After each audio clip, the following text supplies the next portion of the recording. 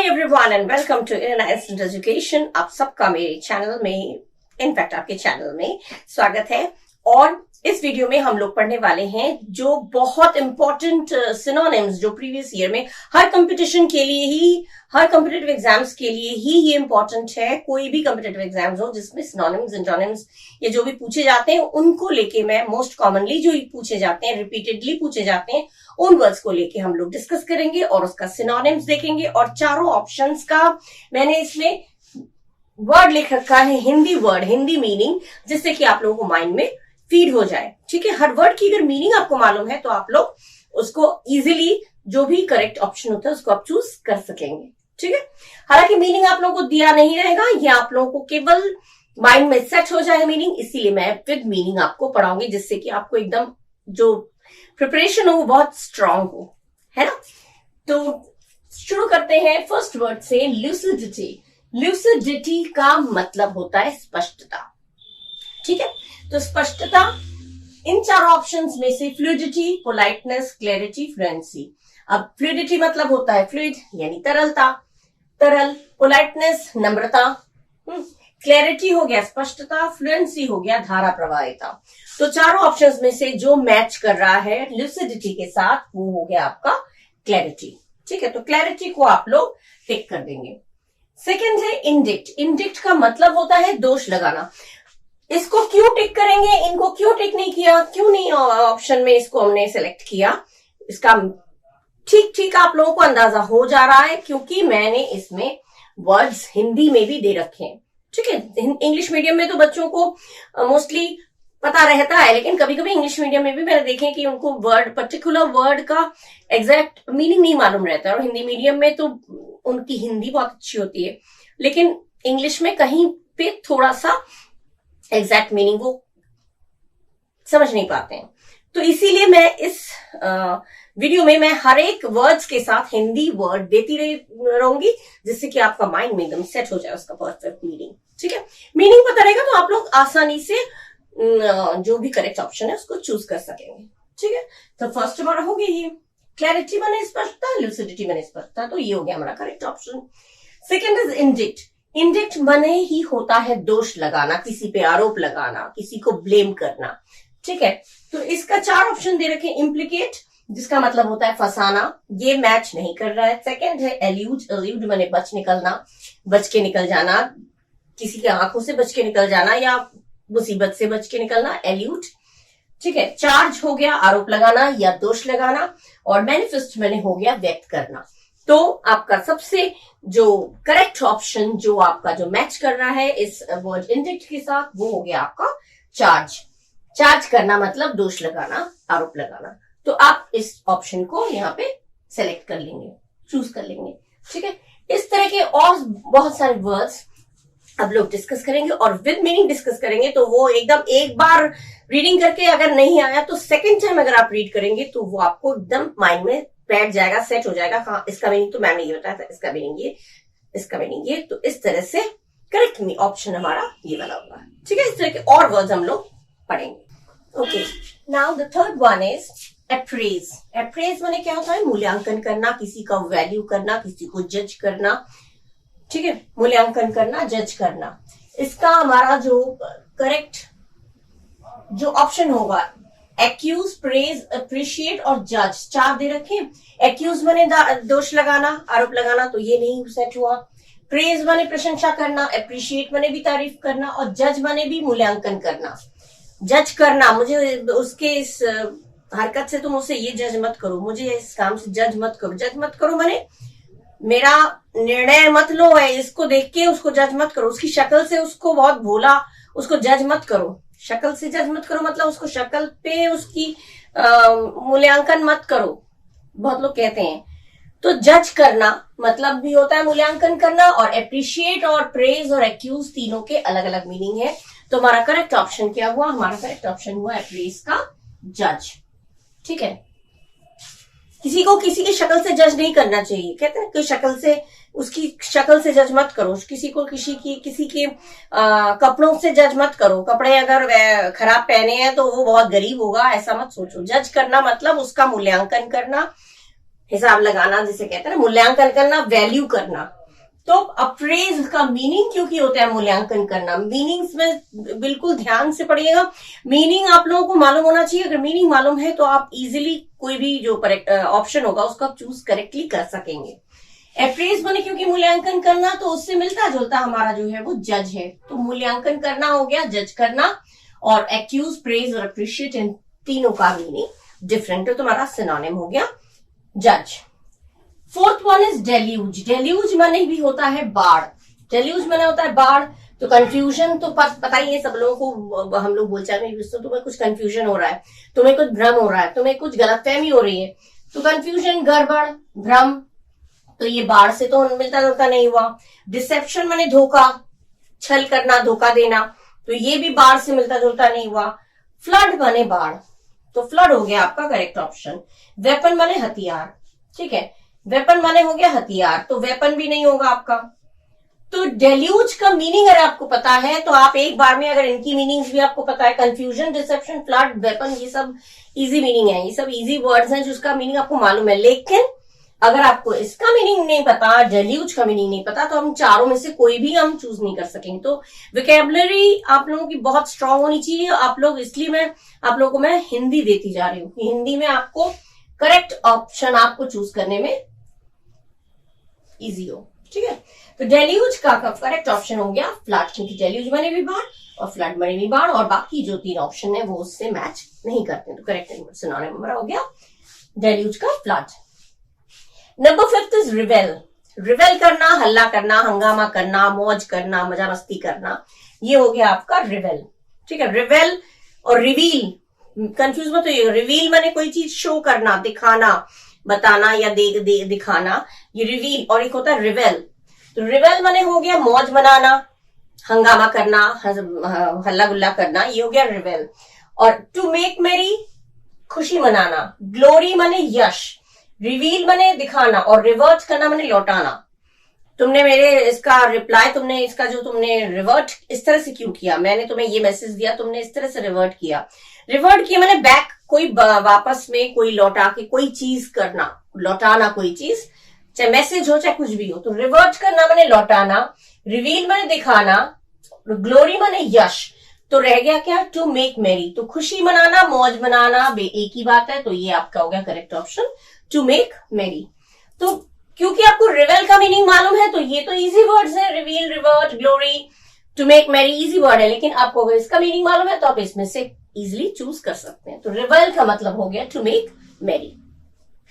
Next is proficient. Proficient माने काफी proficient, काफी गुणी, काफी दक्ष, काफी कुशल, ठीक है। और इसमें एडेप्ट का मतलब भी कुशल। प्यूपिल तो पता ही, शिष्य, प्यूपिल। रिलायबल माने भरोसेमंद, और प्रोमिनेंट माने खास, प्रमुख, महत्वपूर्ण।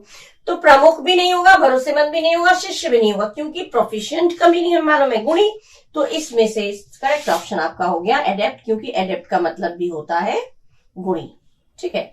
एडेप्ट आपका हो गया करेक्ट सिनोनिम, मैच करता हुआ, जो करेक्ट मीनिंग इससे मैच कर रहा है। तो इस तरह से मीनिंग आपको मालूम होगा तो आप आराम से मीनिंग देखते रहिएगा। और अगर आप लोगों को पता है तो ठीक है, और अगर नहीं पता है तो आप एक कॉपी बनाइए और उसमें वर्ड्स जो हैं विद मीनिंग आप लोग हिंदी मीनिंग के साथ लिखते जाइए, और उसका जो सिनोनिम है वो भी लिखते जाइए, क्योंकि ये सिनोनिम्स घूम फिर के ये सिनोनिम्स पूछे जाते हैं। और ये मैं क्वेश्चन पेपर से ही निकाल के दे रही हूं, मैं अपने अंदाजे से नहीं दे रही हूँ। ये आपका क्वेश्चन पेपर्स में, यहाँ पे इतना स्पेस नहीं है कि मैं हर ईयर का और एग्जाम का नाम लिखूं, इतना नहीं स्पेस है। इसलिए मैं आपको, मेन आपका मकसद है सीखना, कब आया, किस साल में आया, वो जब रिपीट हो रहा है तो आप इसको पढ़ लीजिए, तैयारी कर लीजिए, वो आपको जब भी आएगा तो आप उसको सॉल्व कर सकेंगे, ठीक है ना।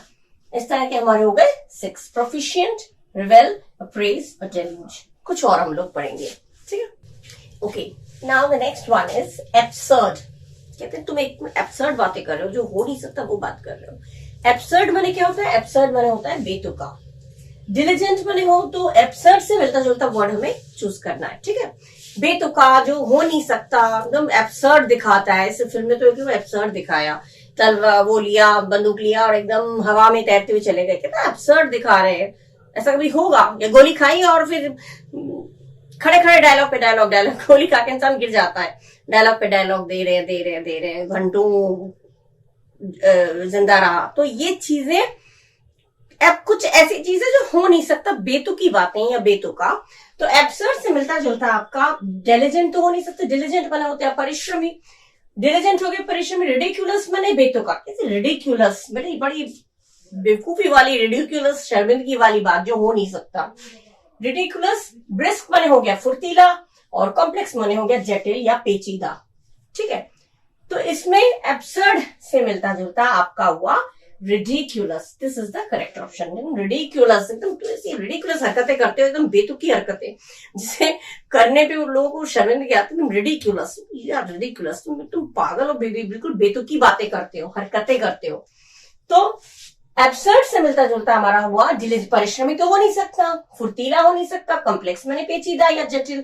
तो हमारा करेक्ट ऑप्शन होगा रिडिक्यूलस, जिसका मतलब भी होता है बेतुका। ठीक है, ठीक इस तरह से मीनिंग्स आप लोग याद कर लीजिएगा, कभी कंफ्यूजन नहीं होगा। ठीक है, अच्छा पैसिफिक, पैसिफिक माने होता है शांत, पीसफुल, शांत। इसका आपके ऑप्शन है एक्सटेंसिव, एक्सटेंसिव हो नहीं सकता, एक्सटेंसिव हो गया विस्तृत, व्यापक। ठीक है, बहुत बड़ा। पीसफुल माने शांत। अब देखिए पीसफुल, पैसिफिक, कुछ चीजें तो वर्ड से मैच करता हुआ होता है। तो पैसिफिक माने शांत, पीसफुल माने भी शांत। डीप तो पता है, गहरा। व्हाइट माने तो सबको पता ही है सफेद। तो इसमें जो करेक्ट ऑप्शन आपको जो इजीली एक झलक में आपको पता चल रहा है वो है पैसिफिक, यानी कि पीसफुल। डीप, वाइट, एक्सटेंसिव, ये सब तो बिल्कुल इजी है। अगर आपको पैसिफिक का मीनिंग मालूम है पर्टिकुलर, तो आप पीसफुल आराम से लगा देंगे, कंफ्यूज होगा ही नहीं, कभी कंफ्यूजन नहीं होगा। ठीक है, नेक्स्ट इज टैसिटर्न। टैसिटर्न होता है चुप्पा, या जो कम बोलता है, जो शांत रहता है, उसको कहते हैं टैसिटर्न। ग्लूमी माने दुखी, दुखी अलग चीज हो जाती है, दुखी इसमें नहीं यूज होगा। दुखी। सरकास्टिक, व्यंगात्मक, व्यंग मतलब ताना मार के जो व्यंग खिल्ली उड़ाकर जो खिल्ली उड़ाते हैं ना, सरकास्टिक। तो सरकास्टिक बिल्कुल एक अलग है। अपसेट माने भी दुखी। तो इसमें टैसिटर्न से मिलता जुलता हो गया आपका शांत, क्योंकि शांत का साइलेंट, साइलेंट का मतलब भी होता है शांत, एकदम स्थिर। और टैसिटर्न मतलब भी होता है चुप्पा, चुप रहने वाला, शांत रहने वाला। बहुत चुप्पा है, कहते हैं बहुत चुप्पा है, बहुत शांत रहता है, बहुत बात कम करता है। तो चुप रहने वाला, शांत रहने वाला, उससे आपका मिलता जुलता हुआ साइलेंट। सरकास्टिक अलग मीनिंग हो गया, और अपसेट और ग्लूमी बिल्कुल एक अलग मीनिंग हो गया, जिसका मतलब होता है ग्लूमी, दुखी। ठीक है ना, तो करेक्ट ऑप्शन आपका हुआ साइलेंट। नेक्स्ट है टर्ब्यूलेंस। टर्ब्यूलेंस माने उथल पुथल, अशांति, उग्रता, उत्तेजना, जो चीजें होती है टर्ब्यूलेंस। टर्बुलेंस के 4 ऑप्शन है, agitation, calmness, repose, stillness. Agitation माने भी उत्तेजना, हंगामा, एजिटेशन करते हैं ना लोग, किसी कोई चीज अन्याय किसी के साथ होता है तो वो बच्चे एजिटेशन पे उतर आते हैं। एजिटेशन माने उत्तेजना, हंगामा। काम मतलब बहुत काम एंड क्वाइट, पता ही है। शांत। रिपोज माने भरोसा करना या लेटना, सोना, आराम करना। रिपोज 2 मीनिंग होते हैं, तो कोई भी इसके साथ मैच नहीं करना है। ठीक है, और स्टिलनेस माने भी शांत या स्थिर। तो आपका करेक्ट ऑप्शन क्या हुआ? टर्बुलेंस माने अशांति, और एजिटेशन माने भी हंगामा। तो आपका करेक्ट ऑप्शन हुआ एजिटेशन। अशांति, उग्र, उत्तेजना जो करते हैं उसको कहते हैं टर्बुलेंस, और उसी से मिलता जुलता आपका हुआ उत्तेजना, मतलब हुआ आपका एजिटेशन, जिसका मतलब होता है उत्तेजना या उग्र। ठीक है, और ये जो है क्योंकि शांत, इसका मतलब भी शांत, ये भी भरोसा करना। कभी 2 वर्ड्स एक जैसे मैच अगर कर रहे हैं आप, ये चीज आप लोग ट्रिक देखिएगा, जब भी आपको 4 ऑप्शन दे रखे हैं उसमें अगर मिलते जुलते कुछ वर्ड्स हैं मीनिंग, जैसे इसमें था आपका दुखी, इसका मतलब ये, दुखी इसका मतलब ये, तो इनमें तो ये दोनों ही नहीं होंगे, दोनों ही नहीं होगा, क्योंकि जो वर्ड आपका दिया है उसका 2 सिनोनिम हो नहीं सकता। तो अगर ये 2, इसका मतलब भी दुखी, इसका मतलब भी दुखी, तो ये तो पहले ही आउट हो गए, क्योंकि ये अलग मीनिंग बता रहा है। तो ये अलग मीनिंग बता रहा है, 2 मीनिंग दोनों का ही एक जैसा मीनिंग है, तो ये बिल्कुल हटा देंगे। दो तो सिनोनिम देंगे नहीं, तो और दोनों का ही मीनिंग एक जैसा है। जैसे इसमें भी शांत, इसमें भी शांत या स्थिर, तो ये दोनों वर्ड्स अपने आप ही हटा देंगे। तो आप लोगों को चूज करने में इजी होगा। जो कोई भी 4 शब्द जिसमें कोई वर्ड किसी के साथ मीनिंग में एकदम सिमिलर है, मीनिंग एक जैसा है, समान अर्थ वाले हैं, तो उनको आप पहले हटा के रख दीजिए। तो उन दोनों में से तो आपका होगा ही नहीं, बाकी रह जाएंगे दो और। तो दो में आपको चूज करने में इजी रहेगा, मगर चार में आप कंफ्यूज हो जाएंगे। अगर दो ऐसे इसमें दुखी है और ये दुखी है, तो इन दोनों को तो पहले निकाल दीजिए। तो अब इसका मीनिंग या तो सरकास्टिक या शांत, साइलेंट। तो आप आराम से कर लेंगे। दो में आपको अगर चूज करना होगा तो आप इजीली कर लेंगे। सरकास्टिक माने तो सरकाजम, सरकास्टिक व्यंग्यात्मक, तो साइलेंट माने शांत। तो दो में से आसानी से हम लोग चूज करिए शांत। इसमें भी दो मीनिंग अलग है, तो कामनेस हटा दीजिए और स्टिलनेस हटा दीजिए। दो वर्ड ऐसे ही हटा देंगे हम। इसको जितना हम पढ़ेंगे उतना कंफ्यूज होंगे। तो अगर दो एक जैसे मीनिंग है, हटा दीजिए उनको, मत पढ़िए। बाकी रह गया रिपोज और एजिटेशन। तो रिपोज का मीनिंग देख लिया, तो एजिटेशन देख लिया। दो में हमने चॉइस कर लिया। एक एजिटेशन तो यूज भी होता है खूब, एजिटेशन पे उतर आए बच्चे। और एजिटेशन तो एजिटेशन माने उत्तेजना करना, हंगामा करना, हल्ला करना, जो भी चीज है ये हो गया। तो टर्बुलेंस की मीनिंग आपको मालूम है, तो आप इसमें से आसानी से चूज कर सकते हैं। इस तरह से जो सिनोनिम्स हैं, इस तरह से आप लोग मीनिंग्स के साथ पढ़ते जाएंगे ना। ये हालांकि मीनिंग आपको दिया नहीं जाएगा, लेकिन आपका, मैंने कई जगह देखा है कि बच्चों को कंफ्यूजन होता है कि करेक्ट हिंदी वर्ड मीनिंग क्या होगा। तो हिंदी वर्ड अगर पता होगा हमें, तो हम, क्योंकि हिंदी वर्ड, हिंदी तो जो इंग्लिश मीडियम के बच्चे उनको भी हिंदी आती है, क्योंकि हिंदी तो भाई मदर टंग है, हिंदी तो आती है। लेकिन साथ ही साथ जो हिंदी मीडियम के बच्चे, उनको भी बहुत इजी होता है। इंग्लिश मीडियम में तो उनको इंग्लिश वर्ड की मीनिंग भी पता होगी, लेकिन ऐसा नहीं है। कुछ ऐसे वर्ड्स हैं जैसे टर्बुलेंस हो गया, टैसिटर्न हो गया, ये सब चीजें ना थोड़ा सा यूजुअली हम लोग का यूज नहीं होता है। तो ये हमें थोड़ा सा, जब पेपर में आता है तो हम लोग कंफ्यूज हो जाते हैं। तो करेक्ट मीनिंग अगर आपको मालूम है तो आप इजीली चूज कर सकते हैं करेक्ट ऑप्शन। ठीक है, इस तरह के और वर्ड्स हम लोग पढ़ेंगे इसके बाद। ठीक, okay. Now next one is admonish. Admonish माने क्या हो गया? एडमॉनिश माने धिक्कारना, डांटना, ठीक है, फटकार लगाना। ठीक है, ये हो गया एडमॉनिश। अब एडमॉनिश से मिलता जुलता कौन सा वर्ड है वो हम देखेंगे। सबसे पहले है इरिटेट। इरिटेट में तो इरिटेशन हो रही है, मुझे कहते हैं चिड़ा, चिड़ हो रही है, चिड़ना, चिढ़ाना। इरिटेट में चिड़ना, इरिटेट, इरिटेशन, चिड़ना। तो ये तो बिल्कुल अलग हो गया। धिक्कारना और चिड़ना अलग बातें हो गई, तो ये तो होगा ही नहीं ऑप्शन। चाइड माने फटकार लगाना, चाइड हो गया आपका करेक्ट ऑप्शन। बस डांटना, धिक्कारना, फटकार लगाना, ये सारी चीजें मिलती जुलती है। जहां पे आपको मीनिंग करेक्ट ऑप्शन आ जाए तो आप बाकी के वर्ड्स मत पढ़ा करिए, क्योंकि उससे ना आप लोग कंफ्यूज हो जाएंगे। धिक्कारना, धिक्कारना, डांटना, फटकार लगाना, ये भी एक चीज है। और चाइल्ड माने भी डांटना, फटकारना। ठीक है, और डिस्प्लीज एकदम ही अलग चीज हो गया। डिस्प्लीज माने नाखुश, प्लीज माने खुश, डिस्प्लीज माने नाखुश। तो नाखुश और धिक्कारना बिल्कुल मीनिंग मैच नहीं कर रहा है। और एनॉय माने नाराज, ये भी मैच नहीं कर रहा है। तो एट अ ग्लांस आपको समझ में अगर आया तो एक चीज आपको धिक्कारना अगर मालूम है, तो आप इसमें से धिक्कारना माने चिढ़ाना नहीं होगा, नाखुश नहीं होगा, नाराज नहीं होगा। तो ये है चाइल्ड। चाइल्ड माने डांटना। मैच कौन सा कर रहा है? चाइल्ड, यानी this one is the correct option, correct synonym of the word admonish. Next is superfluous. Superfluous माने अत्यधिक, अति अधिक, बहुत ज्यादा, एक्स्ट्रा। ठीक है, उसके अब सुपरफ्लुअस जब हमें मीनिंग मालूम है अति अधिक, तो उसमें कंपलसरी तो हो नहीं सकता। कंपलसरी हमें ऑर्डिनरी लाइफ में भी हम लोग कंपलसरी यूज करते हैं। कंपलसरी माने बहुत जरूरी। तो कंपलसरी, अति अधिक और कंपलसरी बिल्कुल मैच नहीं कर रहा है, छोड़िए। एक्स्ट्रा माने अत्यधिक, थोड़ा एक्स्ट्रा, थोड़ा ज्यादा, अतिरिक्त, अत्यधिक, ये हो गया आपका करेक्ट ऑप्शन, एक्स्ट्रा। इंटीग्रिटी माने अखंडता, ईमानदारी भी होती है, अखंडता, एकता। तो ये हो गया आपका इंटीग्रिटी। तो इंटीग्रिटी और अत्यधिक कोई मैच ही नहीं है। और इमॉर्टल माने तो अमर। इमॉर्टल माने हो गया अमर। मॉर्टल माने मरणशील और इमॉर्टल माने अमर, माने जो जिसकी मौत नहीं होती है, जो अमर है। तो इमॉर्टल। तो अति अधिक से मिलता जुलता आपको कौन सा लगा? सबसे इजी, एक्स्ट्रा।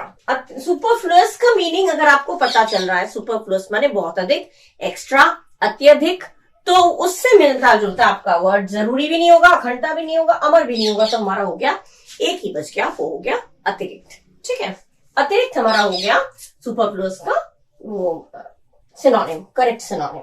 ठीक है, नेक्स्ट इज टायरेट। टायरेट होता है कड़ी निंदा करना, किसी की आलोचना करना, निंदा करना। अब टायरेट से मिलता जुलता ट्रेड अगर आप लोग सोचेंगे अरे मिलता जुलता है तो लगा दें, तो नहीं होगा। ये बिल्कुल ध्यान रखें कि you should know the meaning of tirade. If you know the meaning of tirade you will not get confuse. अगर आपको टायरेट का मीनिंग मत पता है, टायरेट माने हो गया कड़ी निंदा करना, तो ट्रेड तो व्यापार करना, प्रेज माने प्रशंसा करना, एप्लॉज माने तारीफ करना, और रैंट माने कड़ी निंदा करना, बड़बड़ाना, कड़ी निंदा करना। This is the correct option. कड़ी निंदा करना से मैच खाता हुआ ये ट्रेड, प्रेज, एप्लॉज तीनों यूज नहीं हो रहा है। प्रेज हम पहले भी पढ़ चुके हैं, प्रेज। तो ये क्योंकि हमें वर्ड्स की मीनिंग मालूम है और टायरेट का करेक्ट, इनकी मीनिंग्स तो मालूम है, ट्रेड, प्रेज, एप्लॉज, रैंट, ये इजी है। लेकिन अगर टायरेट, ये तो पेक्यूलर वर्ड है, यूज नहीं होता हमारी डेली लाइफ में, तो इसी का वर्ड मीनिंग आप लोगों को, ऐसे वर्ड्स की मीनिंग आप लोगों को मालूम होना चाहिए। इसीलिए मैं लिख के दे रही हूँ, बार बार मैं यही चीज रिपीट कर रही हूँ। मैं लिख के इसलिए दे रही हूँ कि ये देखी हुई चीज भूलती नहीं है। आप लोग बैक करके बार बार आप इसको 2-3 बार अगर पढ़ लेंगे तो वो मीनिंग आपके दिमाग में एकदम फीड हो जाएगा, तो गलती करने का कोई ऑप्शन ही नहीं रहेगा। टायरेट माने कड़ी निंदा करना और रैंट माने भी निंदा करना, बड़बड़ाना, बोलना, पकपक करना, किसी के प्रति कोई नाराजगी जाहिर करना, ये चीज हो गई। तो रैंट इससे मिलता जुलता है, तो रैंट हो गया आपका correct option. Next is quiescent. Quiescent, quiescent, quiescent बने निष्क्रिय, मौन, किसी काम का नहीं, एकदम सुस्त। डल, डल हो गया सबसे पहले, हो गया डल। डल माने सुस्त, किसी काम का नहीं। क्वेश्चनेबल माने संदेह युक्त, क्वेश्चनेबल। ब्राइट माने तेज, चमकदार। अलाइव माने जीवित, फुर्तीला। तो अब निष्क्रिय या मौन से मिलता जुलता ना तो संदेह युक्त आ रहा है, ना चमकदार, तेज, ना ही जीवित, फुर्तीला, कोई भी नहीं आ रहा है। तो बच गया कौन? डल। डल माने किसी काम में बिल्कुल काम करने का एक्शन हो ही नहीं रहा है, कोई चीज मन नहीं लग रहा, कोई काम कर नहीं रहे। तो ये सुस्त, निष्क्रिय, मौन, निरुत्साह, ये वर्ड जो है वो मैच कर रहे हैं, जबकि ये बिल्कुल ही अलग हैं। जब मीनिंग आपको मालूम होगा, आपको पता चलेगा अरे ये सब मीनिंग्स तो बिल्कुल अलग है, ये थोड़ा मिलता जुलता है, that means this one is the correct option. इसी तरह से आपको मीनिंग्स देखते हुए ही आपको ऑप्शन चूज करना है, तुक्का नहीं मारना है। अगर मीनिंग मालूम होगा तो आप करेक्ट ऑप्शन ही चूज करेंगे, आप गलत ऑप्शन चूज कर नहीं सकते। इसीलिए वोकैबुलरी आप लोगों का जो है बहुत स्ट्रांग होना चाहिए, और वोकैबुलरी स्ट्रांग कराने के लिए मैं इस तरह से आपको लिख के दे रही हूँ, ठीक है। तो क्विजेंट मतलब हो गया निष्क्रिय, मौन, निष्क्रिय माने कोई काम न करना, सुस्त होना, निरुत्साह होना। तो this one is the correct option. So admonish, धिक्कारना, सुपरफ्लुअस, अत्यधिक। टायरेट माने कड़ी निंदा करना, एंड क्विजेंट माने हो गया निष्क्रिय, ठीक है। इसके साथ मैं आपके इस वीडियो में यहाँ पे मैं एंड कर रही हूँ, क्योंकि एक साथ बहुत सारे वर्ड्स हो जाएंगे तो आप लोग कंफ्यूज हो जाएंगे। नेक्स्ट वीडियो में मैं आप लोगों के साथ और कुछ वर्ड्स के साथ आऊंगी, और उनको आप लोग ध्यान से पढ़िएगा, खूब शेयर करिएगा और बच्चों को भी, जिससे कि इसका बेनिफिट मिले, ठीक है। तो ये वर्ड्स आप लोग पढ़िए। इन वर्ड्स के साथ मैं ये वीडियो एट प्रेजेंट यहीं पे एंड कर रही हूँ। नेक्स्ट वीडियो में हम लोग कंटिन्यू करेंगे। तब तक के लिए bye bye and thank you, और अपना ख्याल जरूर रखिएगा, ठीक है। Thank you.